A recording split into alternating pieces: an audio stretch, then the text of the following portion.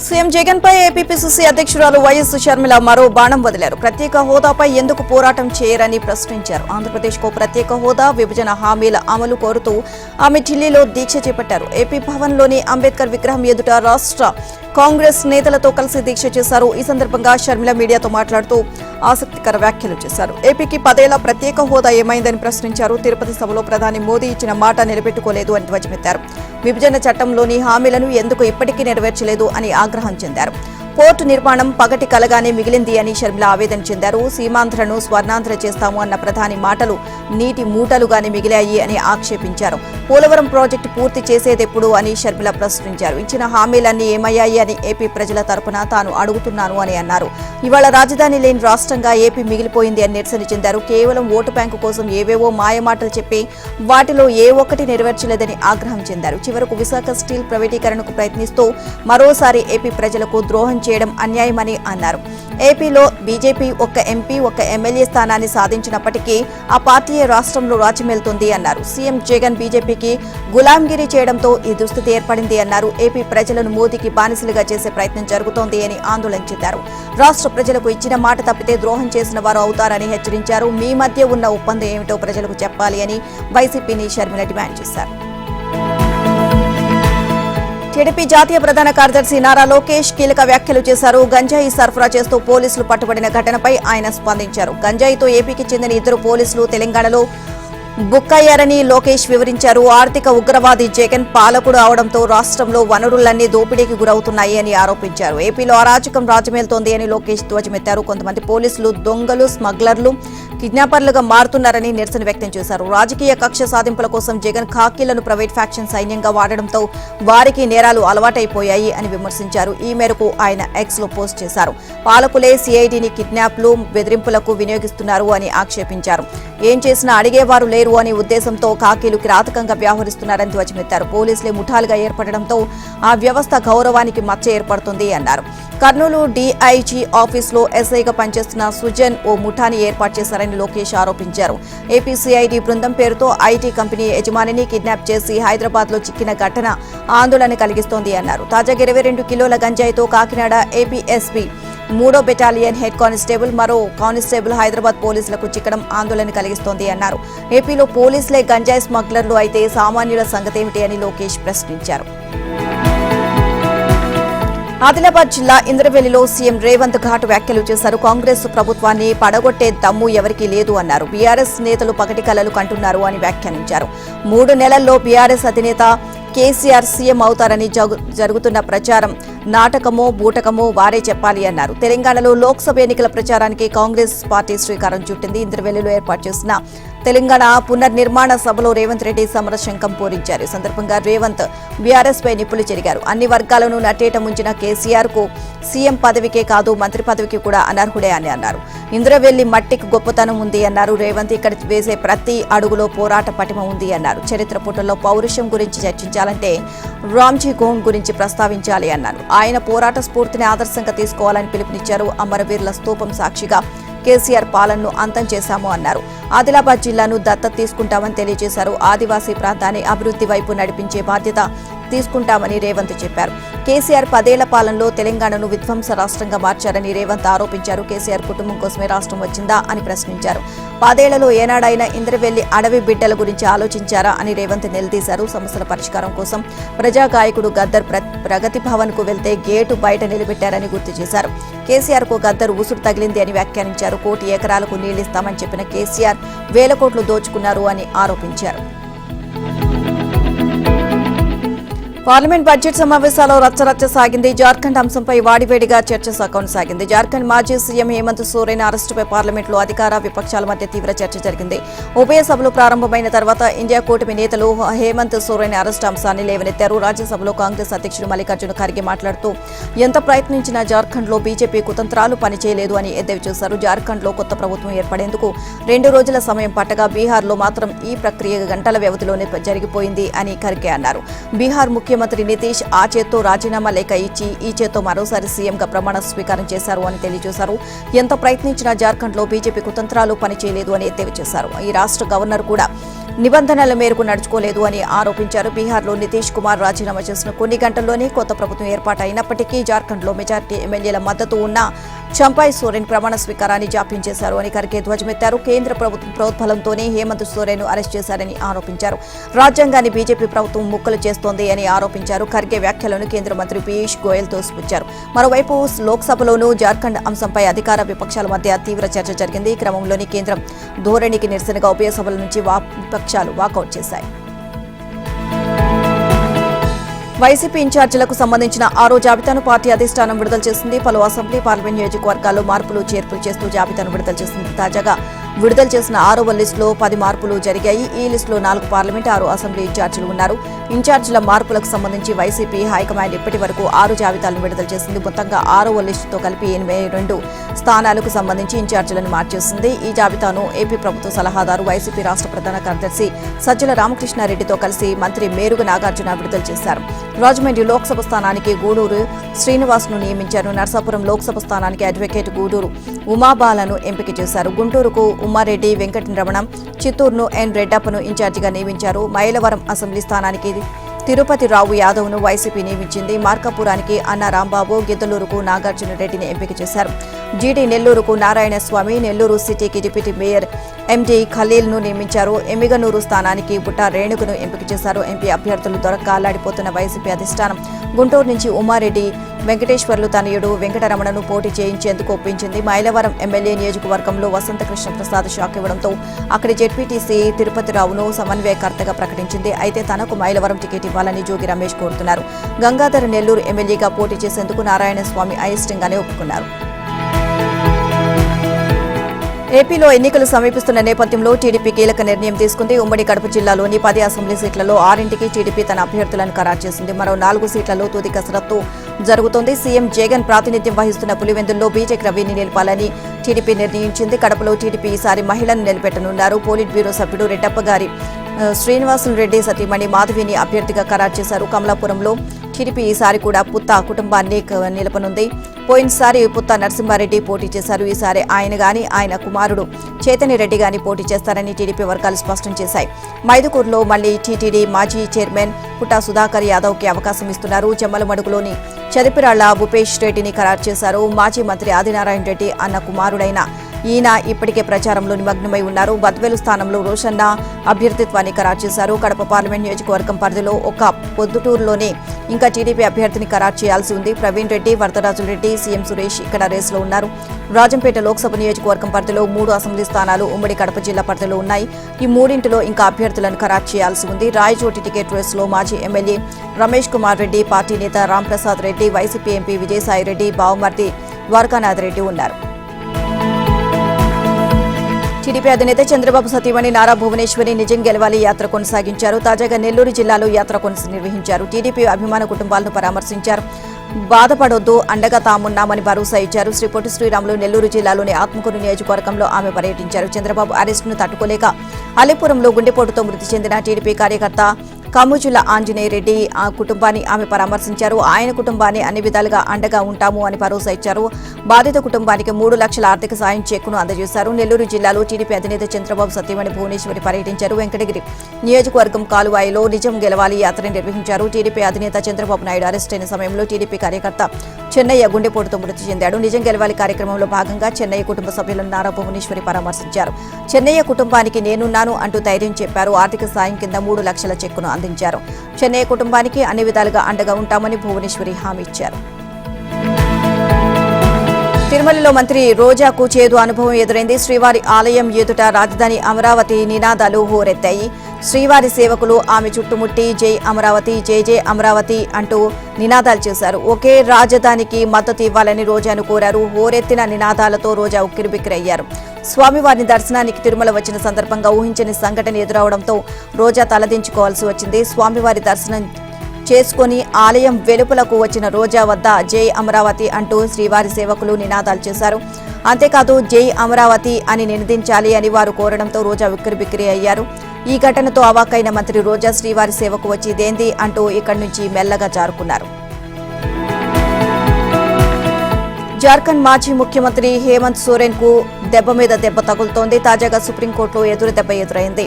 తన అరెస్టును సవాల్ చేస్తూ వేసిన పిటిషన్ విచారణకు అత్యున్నత న్యాయస్థానం నిరాకరించింది. ఈ వ్యవహారంలో తాము జోక్యం చేసుకోలేము అని కోర్టు తేల్చి చెప్పింది. హైకోర్టుకు వెళ్లమని సూచించింది. నగదు అక్రమ చెలామణి కేసులో దర్యాప్తు సంస్థ ఈడీ సోరెన్ ను అరెస్ట్ చేసింది. దీన్ని సవాల్ చేస్తూ సుప్రీంకోర్టులో పిటిషన్ దాఖలు చేశారు. తొలుత ఆయన జార్ఖండ్ హైకోర్టులో పిటిషన్ వేశారు. ఈ సమయంలో సుప్రీంకోర్టు సీనియర్ న్యాయవాదులు కపిల్ సిబల్, అభిషేక్ సింఘ్వి తదితరులు వ్యూహం మార్చి నేరుగా సుప్రీంకోర్టుకు వెళ్లాలి అని నిర్ణయించారు. హైకోర్టులో పిటిషన్ ఉపసంహరించుకుంటున్నాము అని సుప్రీంకోర్టు ప్రధాన న్యాయమూర్తి జస్టిస్ డివై చంద్రచూడ్ నేతృత్వంలోని ధర్మాసనానికి వారు తెలియజేశారు. కుట్రలో భాగంగానే ఈడీ తనను అరెస్ట్ చేసింది అని సోరెన్ ను తన పిటిషన్లో ఆరోపించారు. రాజీనామా సమర్పణకు రాజ్భవన్ కు వెళ్తే అక్కడే అరెస్ట్ చేయడం అన్యాయమని అన్నారు. ఇదిలా ఉంటే రాంచీలోని పీఎంఎల్ఏ కోర్టు సోరెన్ ను 5 రోజుల ఈడీ కస్టడీకి అప్పగించింది. ఢిల్లీ సీఎం అరవింద్ కేజ్రీవాల్ 5వసారి కూడా ఈడీ విచారణకు హాజరు కాలేదు. ఈ విషయాన్ని ఆప్ వెల్లడించింది. మద్యం కుంభకోణానికి సంబంధించిన మనీ లాండరింగ్ కేసులో అరవింద్ కేజ్రీవాల్ ను విచారించేందుకు ఈడీ సిద్ధమైంది. వాయిదాలు వేస్తూ వస్తున్న కేజ్రీవాల్ 5వసారి కూడా ఈడీ విచారణకు హాజరు కాలేదు. దర్యాప్తు సంస్థ ఇప్పటి వరకు 5 సార్లు సమన్లు ఇచ్చింది. ఆయన ఒక్కసారి కూడా విచారణకు వెళ్లలేదు. ఆయన అరెస్టును చేసే ఉద్దేశంతోనే ఈడీ పదే పదే నోటీసులు ఇస్తోంది అని ఆమ్ ఆద్మీ పార్టీ ఆరోపించింది. మేం చట్టబద్దమైన సమన్లకు కట్టుబడి ఉంటామని ఆప్ వెల్లడించింది. కేజ్రీవాల్ ను అరెస్ట్ చేయడం ఢిల్లీ ప్రభుత్వాన్ని కూల్చడమే ప్రధాని మోదీ లక్ష్యంగా కనిపిస్తోంది అన్నారు. మోదీ కుట్రలను అడ్డుకుంటామని, ఢిల్లీ ప్రభుత్వాన్ని పరిరక్షించుకుంటామని ఆప్ వెల్లడించింది. ఇదిలా ఉండగా ఢిల్లీలోని కమలం పార్టీ కార్యాలయం వద్ద ఆప్ నేతలు ఆందోళనకు దిగారు. చండీగఢ్ మేయర్ ఎన్నికల్లో బీజేపీ మోసానికి పాల్పడింది అని ఆరోపించారు. ఈ నేపథ్యంలో ఢిల్లీ వ్యాప్తంగా పోలీసులు భద్రతను కట్టుదిట్టం చేశారు. బస్సుల్లో వస్తున్న తమ కార్యకర్తలను అదుపులోకి తీసుకుంటారు అని ఆప్ ఆరోపించింది. తమ పార్టీ కార్యాలయం బయట పారామిలిటరీ బలగాలను మోహరించారని ఆప్ మంత్రి అతిషి ఆరోపించారు. మేయర్ ఎన్నికల్లో జరిగిన మోసంపై తాము నిరసన చేస్తుంటే బీజేపీ ఎందుకు భయపడుతోంది అని ప్రశ్నించారు. దీనిపై ఢిల్లీ సీఎం ఎక్స్ వేదికగా స్పందించారు. మొదట వారు చండీగఢ్ మేయర్ ఎన్నికల్లో ఓట్లను దోచుకున్నారు అని ఆరోపించారు. ఇప్పుడేమో శాంతియుతంగా నిరసన చేసేందుకు వస్తున్న ప్రజలను అడ్డుకుంటున్నారు అని దుయ్యబట్టారు. తిరుమల తిరుపతి దేవస్థానం కీలక నిర్ణయం తీసుకుంది. ఈ నెల 15, 16, 17 తేదీల్లో సర్వదర్శనం టైమ్ స్లాట్ టోకెన్లు రద్దు చేయనున్నట్లు ప్రకటించింది. రథసప్తమి పర్వదినం సందర్భంగా తిరుమలకు వచ్చే భక్తులకు ఎలాంటి అసౌకర్యం కలగకుండా ఉండేందుకు ఈ నిర్ణయం తీసుకున్నట్లు టీటీడీ ఈవో ధర్మారెడ్డి తెలియజేశారు. రథసప్తమి రోజున అన్ని విభాగాల సిబ్బంది సమన్వయంతో పనిచేయాలని ఆదేశించారు. అన్నమయ్య భవన్లో టీటీడీ పోలీసు అధికారులతో ఆయన సమీక్ష సమావేశం నిర్వహించారు.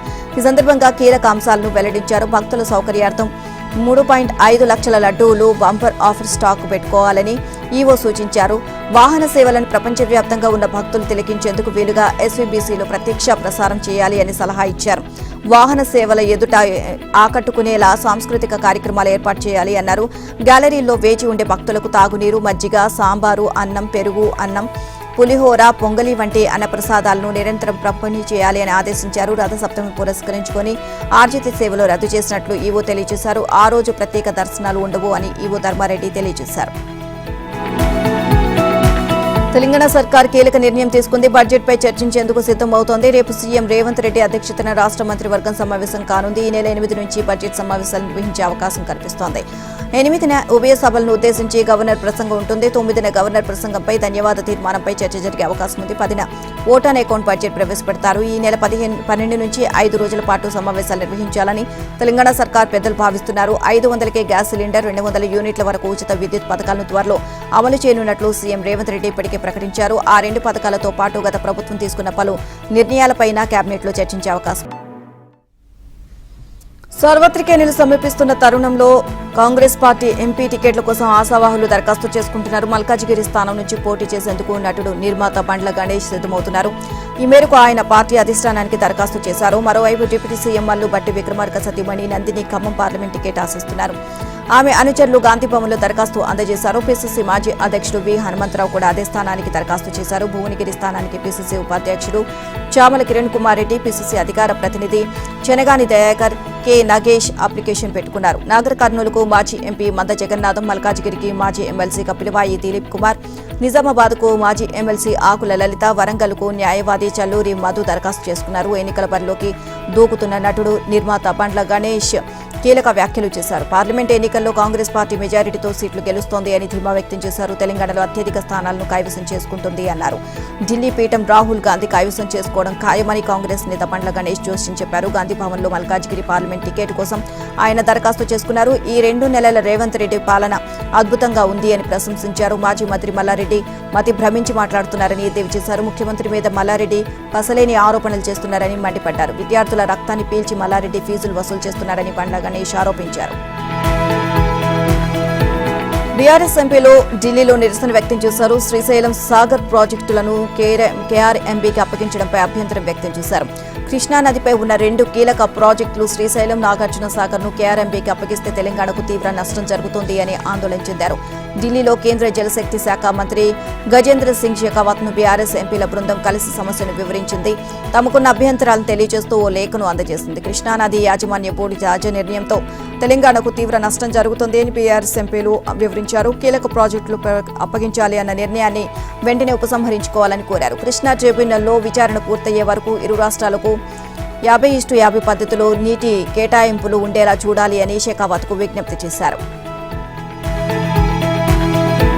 న్యాయం కోసం కోడికత్తి కేసు నిందితుడు కుటుంబం వేడుకుంటోంది. తమ కుటుంబాన్ని ఆదుకోవాలని గవర్నర్కు విజ్ఞప్తి చేసింది. నిందితుడు జనపల్లి శ్రీనివాసరావు తల్లి సోదరుడు రాజ్ భవన్ కు వెళ్లి గవర్నర్ను కలిశారు. తన కుమారుడు అన్యాయంగా 5 ఏళ్లుగా జైల్లో మగ్గుతున్నాడని శ్రీనివాసరావు తల్లి వివరించింది. సీఎం జగన్ కోర్టుకు వచ్చి సాక్ష్యం చెబితే బెయిల్పై బయటకు వస్తాడు అని తెలియజేసింది. కేసులో తమ కుమారుడికి న్యాయం చేయాలని వినతి పత్రం అందజేశారు. వారికి దళిత, పౌర, ప్రజా, మైనార్టీ సంఘాల కార్యకర్తలు మద్దతు తెలియజేశారు. టీడీపీ, జనసేన, సిపిఐ కార్యకర్తలు సంఘీభావాన్ని ప్రకటించారు. గవర్నర్ను కలిసిన వారిలో టీడీపీ పోలిట్ బ్యూరో సభ్యుడు వర్ల రామయ్య కూడా ఉన్నారు. దళిత, మైనార్టీలపై దాడుల వ్యవహారాన్ని గవర్నర్ దృష్టికి తీసుకువెళ్లారు. కోడికత్తి కేసులో సీఎం జగన్ కోర్టుకు వచ్చి సాక్ష్యం చెప్పడం లేదు అన్నారు. బాధితుడికి బెయిల్ రాకుండా జగన్ అడ్డుకుంటున్నారు అని వారు ఆరోపించారు. కాంగ్రెస్ పాలనపై బీఆర్ఎస్ కార్యనిర్వాహక అధ్యక్షుడు కేటీఆర్ పక్కుమన్నారు. కాంగ్రెస్ నేతలు 6.5 లక్షల ఆటో డ్రైవర్ల పొట్టగొట్టారు అని ఆరోపించారు. తెలంగాణ హక్కులు సాధించాలి అంటే లోక్సభ ఎన్నికల్లో బీఆర్ఎస్ గెలవాలని పిలుపునిచ్చారు. గట్కేసర్లో నిర్వహించిన మేడ్చల్ నియోజకవర్గ బీఆర్ఎస్ విజయోత్సవ సభలో ఆయన మాట్లాడారు. 420 హామీలిచ్చి కాంగ్రెస్ ఎన్నికల్లో గెలిచింది అన్నారు. డిసెంబర్ 9న 2 లక్షల రుణమాఫీ చేస్తామని చెప్పిన సీఎం రేవంత్ రెడ్డి నేడు ఎందుకు అమలు చేయలేకపోతున్నారు అని ప్రశ్నించారు. అధికారంలోకి వచ్చి 2 నెలలు గడుస్తున్నా ఆ ప్రస్తావన లేదు అని అసహనాన్ని వ్యక్తం చేశారు. రుణమాఫీ చేయలేని రేవంత్ 100 రోజుల్లో 6 గ్యారంటీలు అమలు చేస్తామనడం విడ్డూరంగా ఉంది అన్నారు. బస్సుల్లో మహిళలకు ఉచిత ప్రయాణం కల్పించడంతో ఆటో డ్రైవర్లు ఉపాధి కోల్పోయారని కేటీఆర్ విచారం వ్యక్తం చేశారు. కేంద్రంలో కాంగ్రెస్ వస్తేనే 6 గ్యారంటీల అమలు చేస్తామనడం హాస్యాస్పదంగా ఉంది అన్నారు. కేంద్రంలో కాంగ్రెస్ అధికారంలోకి వచ్చేది లేదు అని తేల్చి చెప్పారు. కృష్ణా జలాల్లో కేంద్రం మన వాటా తేల్చాలని డిమాండ్ చేశారు. కేఆర్ఎంబీకి మన కృష్ణా జలాలు తాకట్టు పెట్టారని కేటీఆర్ ఆరోపించారు. సీఎం రేవంత్ రెడ్డి అలాంటి వాళ్లను తాము ఎంతో మందిని చూశాము అన్నారు. ఢిల్లీలో మన మాటను వినబడాలి అంటే బీఆర్ఎస్ కు ఓటు వేయాలని కేటీఆర్ పిలుపునిచ్చారు. కృష్ణా జలాల్లో తెలంగాణ వాటా తేల్చలేదు అని మండిపడ్డారు. ప్రజల కోసం పనిచేసే నాయకుడు మల్లారెడ్డి అని రేవంత్ కొనియాడారు. కాంగ్రెస్ పై కేంద్ర మంత్రి బీజేపీ రాష్ట్ర అధ్యక్షుడు కిషన్ రెడ్డి నిప్పులు చెరిగారు. ప్రజలను మభ్యపెట్టడంలో కాంగ్రెస్ కు ఘన చరిత్ర సాధించింది అన్నారు. మరోసారి తెలంగాణ యువతను మోసం చేసిందని దుయ్యబట్టారు. నిరుద్యోగ యువత కోసం ఫిబ్రవరి 1న గ్రూప్ 1 నోటిఫికేషన్ ఇస్తామని ఎన్నికల వాగ్దానంలో కాంగ్రెస్ పేర్కొందని గుర్తు చేశారు. ఇప్పుడు ఆ సమయం దాటిపోయింది అన్నారు. 1వ తేదీ ముగిసిన ఇంతవరకు గ్రూప్ 1 నోటిఫికేషన్ రాలేదు అన్నారు. నమ్మి ఓటేసిన యువతను కాంగ్రెస్ ప్రభుత్వం మోసం చేసింది అన్నారు. ఇదే తరహాలో ఇతర వాగ్దానాలను వ్యూహాత్మకంగా దాటవేసే ప్రయత్నం జరుగుతుంది అని ఆరోపించారు. బీఆర్ఎస్ హయాంలో జరిగిన అవినీతిపై కాంగ్రెస్ విచారణ చేయించాలని కిషన్ రెడ్డి డిమాండ్ చేశారు. హైదరాబాద్ లో జరిగిన రాష్ట్ర పదాధికారుల సమావేశంలో ఆయన మాట్లాడారు. తెలంగాణలో అత్యధిక లోక్సభ స్థానాలు బీజేపీ గెలుస్తుందని ధీమా వ్యక్తం చేశారు. ఇప్పుడున్న పరిస్థితుల్లో తెలంగాణకు బీఆర్ఎస్ అవసరం లేదు అన్నారు. పార్లమెంట్ ఎన్నికల్లో బీఆర్ఎస్ కు ఓటు వేయాల్సిన అవసరం లేదు అన్నారు. సిద్ధం పేరుతో ఎన్నికల ప్రచార సభలకు సీఎం జగన్ సిద్ధమయ్యారు. వైసీపీ ఎన్నికల ప్రచార సభ కోసం విధ్వంస చర్యలకు ఆ పార్టీ నేతలు సిద్ధమవుతున్నారు. పచ్చని చెట్లు కూల్చేందుకు, పంట కాలువలు పూడ్చేందుకు వైసీపీ నేతలు తెరలేపారు. ఏలూరు జిల్లా దెందులూరులో నేడు జరగనున్న సిద్ధం సభ కోసం వైసీపీ నేతలు భారీ ఏర్పాట్లు చేస్తున్నారు. ఈ సభకు 3 లక్షల మంది వస్తారు అని అంచనా వేస్తున్నారు. భారీగా జనాన్ని తరలించేందుకు సన్నాహాలు చేస్తున్నారు. దీంతో చుట్టుపక్కల జిల్లాల నేతలు జనాన్ని తరలించే బాధ్యతలు అప్పగించారు. విశాఖ జిల్లాలో ఏర్పాటు చేసిన సిద్ధం సభకు ఉత్తరాంధ్రలోని 34 నియోజకవర్గాల నుంచి జనాన్ని సమీకరించారు వైసీపీ నేతలు. అయితే సభ అనుకున్న స్థాయిలో జరగలేదు. సభ వెలవెలపోవడానికి నిర్వహణ లోపమని పార్టీ పెద్దలు అంగీకరించారు. విపక్ష నేతలు చిత్రాలను కించపరిచేలా ఏర్పాటు చేయడం వైసీపీకి డ్యామేజ్ అయ్యింది. దెందులూరు సభ కోసం పార్టీ పెద్దలు రంగంలోకి దిగారు. సభకు భారీగా జనాన్ని తరలించాలి అని పక్క జిల్లాల నేతలను ఆదేశించారు. ఉభయ గోదావరి జిల్లాలతో పాటు కృష్ణా, గుంటూరు జిల్లాల నుంచి కూడా జనాన్ని తరలించాలి అని సూచించారు. ఎన్టీఆర్ జిల్లా బాధ్యతలు వసంత కృష్ణప్రసాద్కు అప్పగించాలి అని భావించారు. ఆయన అందుబాటులో లేకపోవడంతో ఎంపీ కేశినేని నానికి బాధ్యతలు అప్పగించారు. టీడీపీ, జనసేన ప్రభావం ఎక్కువగా ఉండే ఉభయ గోదావరి జిల్లాలో జన సమీకరణ కష్టమని వైసీపీ నేతలు భావిస్తున్నారు. ఉమ్మడి కృష్ణా జిల్లా నుంచి భారీగా జనాన్ని తరలించాలని పార్టీ పెద్దలు భావిస్తున్నారు. ఈ బాధ్యతను మంత్రి జోగి రమేష్ ఎంపీ కేశినేనికి అప్పగించారు. విజయవాడ పార్లమెంటు బాధ్యతలు ఎంపీకి, కృష్ణా జిల్లా బాధ్యతలు మంత్రి జోగి రమేష్ కు అప్పగించారు. తన జన సమీకరణలో తేడా వస్తే అది టీడీపీకి అనుకూలం అవుతుంది అని వైసీపీ నేతలు ఆందోళన చెందుతున్నారు.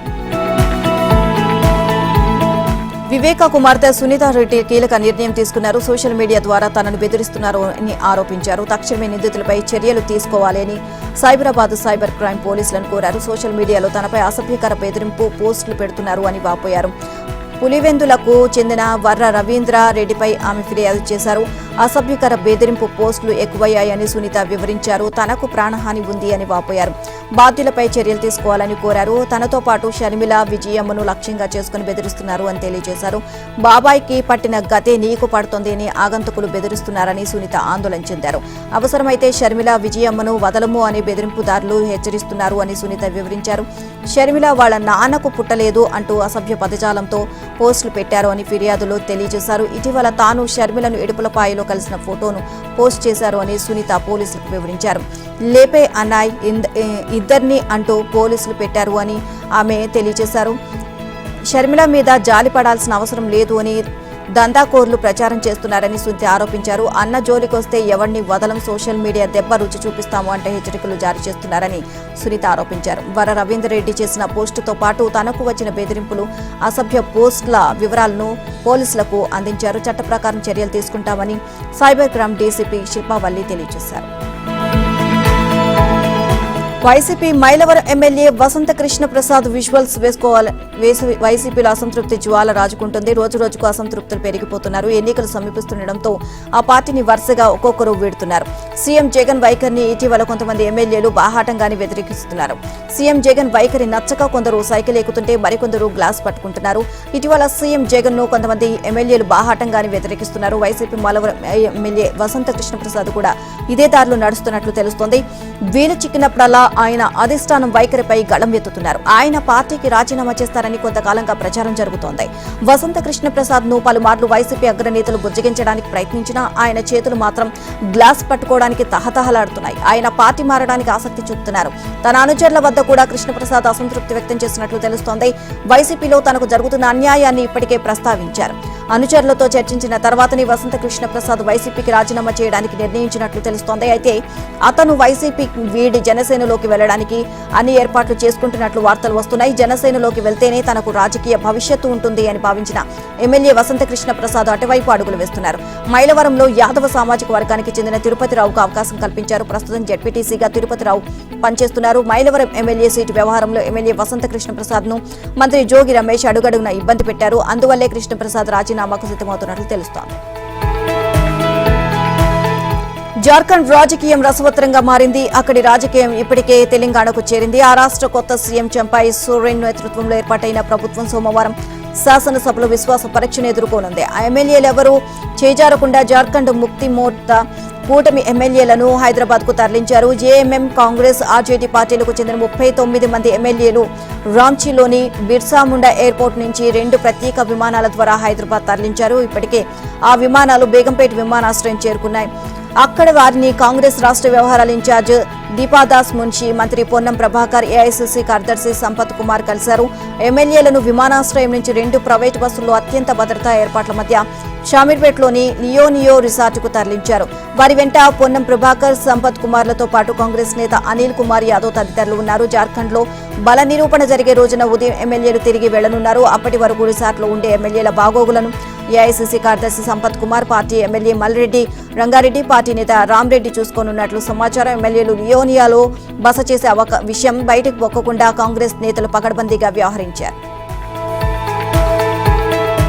తమిళనాట మరో రాజకీయ పార్టీ ఆవిర్భవించింది. ప్రముఖ తమిళ స్టార్ హీరో దళపతి విజయ్ రాజకీయాల్లోకి అడుగుపెట్టారు.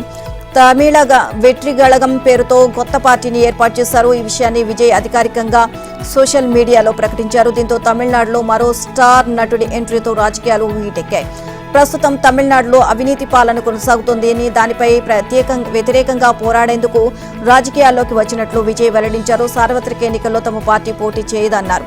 ఇతర పార్టీలకు మద్దతు కూడా ఇవ్వము అని స్పష్టం చేశారు. 2026లో జరిగే తమిళనాడు శాసనసభ ఎన్నికల బరిలో దిగుతాము అని క్లారిటీ ఇచ్చారు. జ్ఞానవాపి మసీదు కమిటీకి చుక్కెదురైంది. వారణాసిలోని జ్ఞానవాపి మసీదు నిర్వహిస్తున్న అంజుమన్ ఇంతిజామియా మసీద్ కమిటీకి ఎదురుదెబ్బ తగిలింది. అలహాబాద్ హైకోర్టులో ఎలాంటి ఊరట లభించకపోవడంతో కమిటీ నిరాశ చెందింది. మసీదు దక్షిణ సెల్లార్లోని వేదవ్యాస్ పీఠలో ఉన్న హిందూ దేవతా విగ్రహాలకు పూజారి పూజలు చేసుకోవడానికి వారణాసి జిల్లా కోర్టు అనుమతించింది. తీర్పును సవాల్ చేస్తూ ఆ కమిటీ హైకోర్టును ఆశ్రయించింది. బరిలోకి దిగిన భారత జట్టు ఇంగ్లాండ్తో రెండో టెస్టులో తొలి రోజు ఆధిపత్యం కనబరిచింది. ఓపెనర్ యశస్వి జైస్వాల్ అంతులేని ఆత్మవిశ్వాసంతో అంతా తానై రోజంతా బరిలో నిలిచారు. ఒంటి చేత్తో జట్టుకు భారీ స్కోర్ అందించాడు. బ్యాటింగ్కు అనుకూలంగా ఉన్న ఈ పిచ్పై మిగతా బ్యాటర్లు కనీసం అర్ధ సెంచరీ చేయలేకపోయారు. ఆట ముగిసేసరికి భారత్ మొదటి ఇన్నింగ్స్లో 93 ఓవర్లు 6 వికెట్లకు 336 పరుగులు సాధించింది.